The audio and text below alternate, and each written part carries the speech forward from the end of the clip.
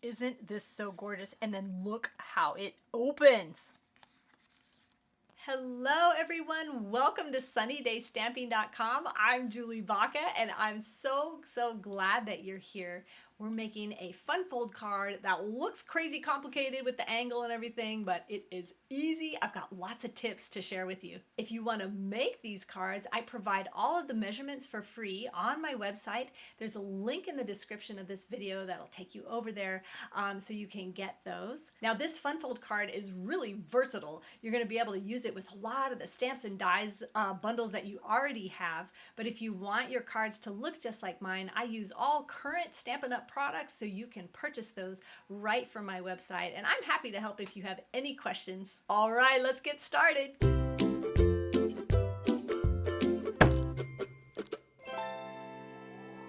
So I'm going to teach you how to make this fun fold, but then you can use whatever you want for the focal point, this square in the front here. I'm going to be using the Layers of Beauty stamp set and a couple of the dies that go with it. This one just to cut out that flower there. This one also comes with a ginormous one if you want to cut the whole thing out, but that is just way too big for here.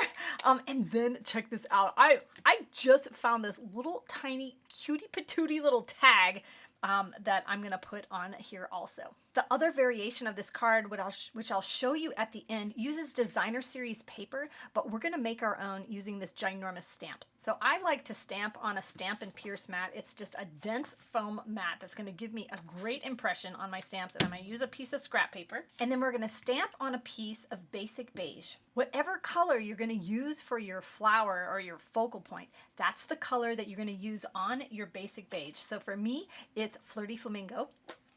I'm just going to open this up, and because this stamp is ginormous, I'm going to keep the stamp on the table, and I'm going to pounce my stamp pad up and down on it to cover it.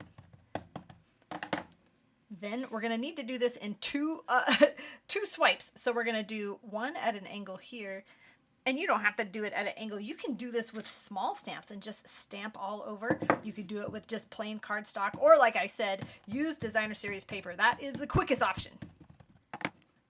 So now we're gonna do on this side, like that.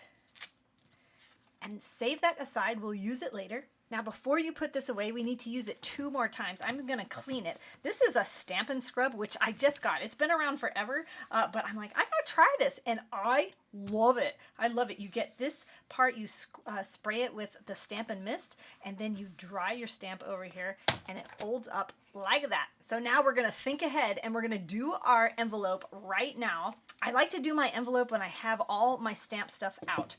There's a higher likelihood of me stamping on my envelope if I do it this way. So I'm going to stamp just right in the bottom here and end up coloring it in with Stampin' Blend. So I don't necessarily have to get black ink all over this stamp, but I'm not a very good guesser, so I stamped more than I needed to. And then we're just going to do right in the corner here. Just enough of that pretty image is on the envelope front. Set that aside. Now grab a piece of scrap paper, and we want to ink up just that big rose. Well, you can ink up more than it, but all we need is the big rose for the front of our card. And so we're just going to stamp that right here. There we go. So one last stamping bit we need to do is for the inside of the card, and it's just a small little square. So go ahead and pick a sentiment and maybe just one of these little tiny flower pieces. And just to keep it simple, we're just going to stamp those in black. I'm going to do I'm Grateful for You with this little flourish like that. That looks funny right there. I'm going to do this again. All right, we're going to start over. I'm going to put this here. We'll see which one we like best. I feel like the flourish should have been rounded. Oh yeah. This, I cannot decide. I think this one. Okay, So now we're just gonna get to color. I'm using the alcohol markers. They're called Stampin' Blends. I am not someone who likes to take the time to color, but I am addicted to these. They are smooth. The colors are vibrant. It is just such a satisfying experience. And all we need to do is color in this big rose and these couple of leaves, because that is what the die is gonna cut out. I obviously can't color and talk at the same time, so I'm gonna shut up. So you color that all in with the light, and then you're going to come back with your dark. This has a brush tip or a bullet tip that are indicated by the thickness of the lines there. So you just decide which way you like to do it. So now for this, the inside of this rose, I like to put a little dark on the inside, and then I am not an artist, so I follow the lines of the artist, and I'm going to go underneath these lines here where it would be kind of shaded, just to give that depth. Now that's kind of, it looks too blocky, right? It's gonna soak in, but I'm also gonna go back over it with my light, but I'm not gonna extend the light all the way to the edge, because that's gonna give us 3 different tones of this color, which is gonna look amazing. I think we need a little more dark here. So Stampin' Blends comes in a pack of 2, 1 light, 1 dark, and it's for this reason, to give you that awesome shading. Holy cow! I keep bumping my my camera. Is this the light? Okay. So now we're just going to color in these leaves. So I colored them all in with the light. Now I'm going to go back with the dark. I'm going to go right around on those artist lines, and then a little more towards the base of the leaf to give that shaded look. And then I'll go back over with my light right there, but honestly that's pretty unnecessary. So we're gonna cut this out. So just to make sure we got everything, grab the die and make sure, yeah, so it's just the rose and those leaves. So we'll cut that out in a sec. So let's grab the inside of our card. This one's gonna be really easy, because it's just these little tiny rose buds and just the tiniest bit of green, and so I'm using that bullet tip for that. And then lastly, grab your envelope, and because we stamped on the front and this has a double layer, it's not going to bleed through. You can see how this bleeds through. That's normal, which is why I was protecting my surface, but you'll see how gorgeous this turns out.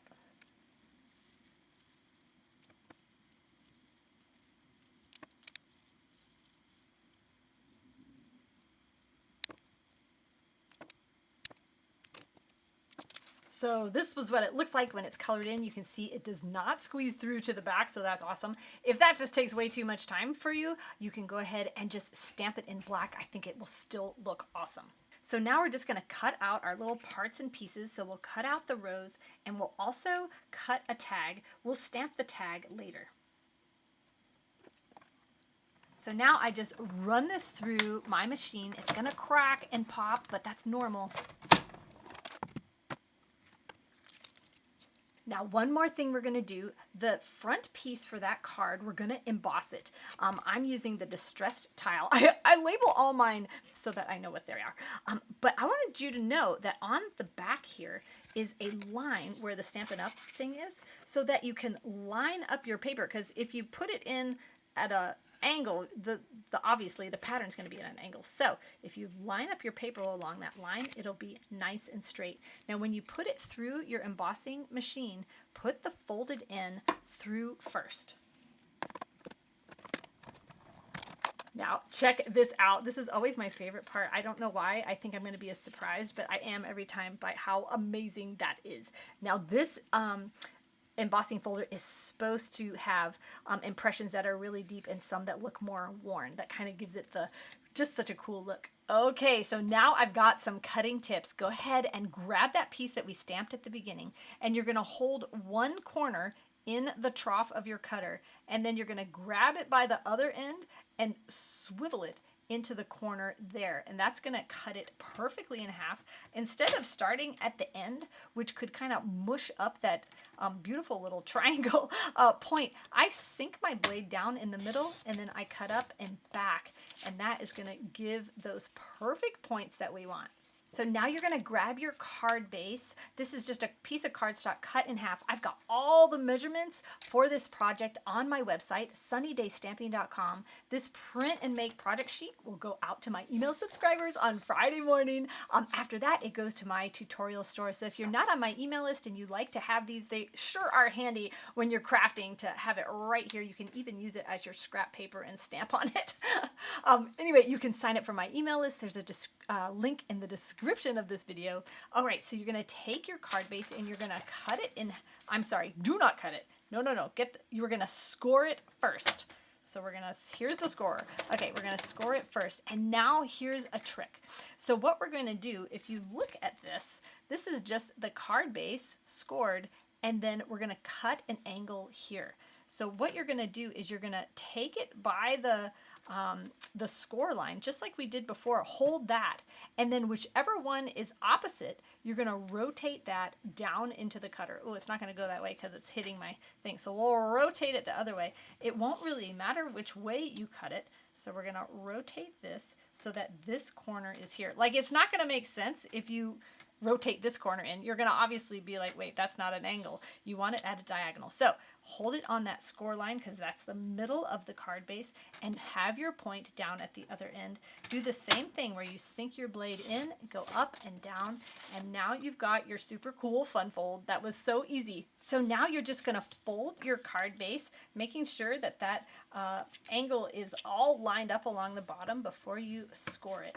And now, whichever way you do it, it doesn't really matter. So go ahead and, I guess you could think it through ahead of time if you wanted to, but I just thought it was easier. I'm just gonna cut this thing and I'm gonna make corrections with my card base. So you're gonna see which way does your paper go, and mine does go this way. So I'm going to keep mine up folding this way. But what if for some reason, like, you put it here and you're like, oh my gosh, that doesn't fit. Now you're just gonna turn your card base around and then your pieces will fit. This will be more important, like if you have designer series paper and you're like, no, I wanted the other side. Just flip your triangle, it's no problem. So now we'll go ahead and we'll glue these in place. So go ahead and fold your card. I feel like this is the easiest way to figure out where your panels go, because you want to see both of your panels when the card is closed. And then you can be like, okay, I know I'm on the right side, and then you can glue them down.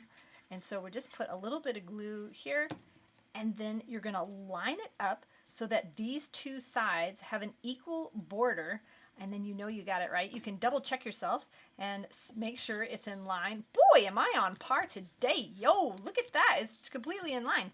Okay, and then you're gonna fold this closed and glue this piece here. I like to take my bone folder and kind of smooth it out. It kind of smooths the glue out and make sure those little points get stuck down. And now you're gonna take your little card base and fold that in half and score it. The measurements for this are on my website or on that project sheet.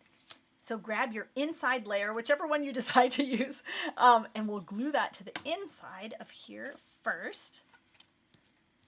And then before we glue this in place, we're gonna add some ribbon. You guys know I struggle with ribbon, so I'm always trying to find ways to make it go on easier. So what you're gonna need is just like a little piece of ribbon. I don't know, it's like 4.5 inches, something like that. And we're going to tape it onto the front. Oh goodness, I'm not even in the camera. We're gonna tape it on the back here. So the way I do that actually is just put tape on both ends. Whoop, that one came right off. Put tape on both ends and then center it up on my piece here. Like, where do I want it? And then fold it under. That way it's gonna be nice and tight, nice and straight, and all those ugly ends are behind here. And then we can glue it on our card. So now we'll glue this in place, making sure to get like some extra glue where that tape is, and then just center it right up here on the front. Now remember, we've got this little tag, so you can write on it if you have good handwriting. I do not, so I'm gonna add myself a little, God bless. Oh no, I didn't stamp it straight. Oh well, you know what? That's gonna have to be okay. Okay, so at this point, I actually like to attach this to my card. So flip this piece over and add some glue to the back. And then you're going to open up your card and you're going to put this directly in the center. That might be hard to tell where that is, so you can close this to kind of give you a gauge, but it also doesn't matter. You could put it a little bit above or below. So the way this is going to go together is like this. So you want to just kind of make sure that it looks awesome from the front, right? So, and then I go ahead and take my bone folder and make sure that is nice and secure like that. Now grab your little rose and we're going to add this to the front. You can glue it directly on here, but I'm going to pop it up with Stampin' Dimensionals. So you kind of want to gauge like, where do I want this to be? Because you want to make sure not to put a Stampin' Dimensional under here. I did that with one of the cards I'm going to show you, so I had to like remove it. So you only want to put them where they're going to be on this small card base. So I just pick them up. Whoop. Like this. You can pick them up with your fingers or use this tool. Boy, sometimes it works and sometimes it does not work for me. But I do love to take these off. It definitely takes practice. I'm getting better. Okay. And now we're going to put it off to the side. I really want these leaves breaking past the barrier of that small card. I think anytime something extends past a line, it's just very pleasing to the eye. Now we're going to take a different ribbon. So pick something that is smaller, a different texture to attach your tag. You need something tiny for this tag. But if you don't have this set, maybe you have a different tag you can use. And I like to use my take my pick tool to take your pick. I can never get that right. Okay, now this is going to make it very easy to tie this string because this is nice and anchored down here. So it's like having an extra hand. So I'm going to tie it in a knot first. You guys, I'm so bad at tying. Okay. And then we're going to string on the tag, just thread it right through, and then tie another knot. So now is when you'll tie the bow part, the pretty part, but your tag is already securely on there, just like that. And just pull the tails until your bow looks amazing. And there you go. Look at it next to this envelope. Is that not so gorgeous? Looks so complicated, but so simple. Let me show you another example. I used all the exact same supplies, but instead of the Flirty Flamingo, I used Highland Heather to make a purple rose. And then I stamped on the flap of the envelope for this one and left a lot of it uncolored, which I think looks super cool. Lastly, I wanted to show you another example. This uses designer series paper for the back and for this front 3x3. This is the Country Woods designer series paper. I love it. It's got so much texture. And then I used the sketched butterflies and colored them with Stampin' Dimensionals. It comes with all of these butterflies. It is bonus days in July 2024 at Stampin' Up, which means for every $50 you order, they're going to give you a $5 coupon. You can collect as many as you want and redeem them in August 2024. Additionally, if you order through me and use my current host code, which is always at the top of my website, I give my customers some additional things. If you've been watching my card pattern video classes, I have a tutorial featured in there that is only for purchase or free for my customers who spend $50. You also get one Sunny Point for every $50 you order, and when you collect 5, I buy you a stamp set of your choice. So check out all of my perks for my customers over on my website. I'm also happy to answer any of your questions. I appreciate you watching so much. If you liked this video, give me a thumbs up. You can also hit that subscribe button. I put out a new video every Thursday, so I'll look forward to seeing you next week. Have a sunny day.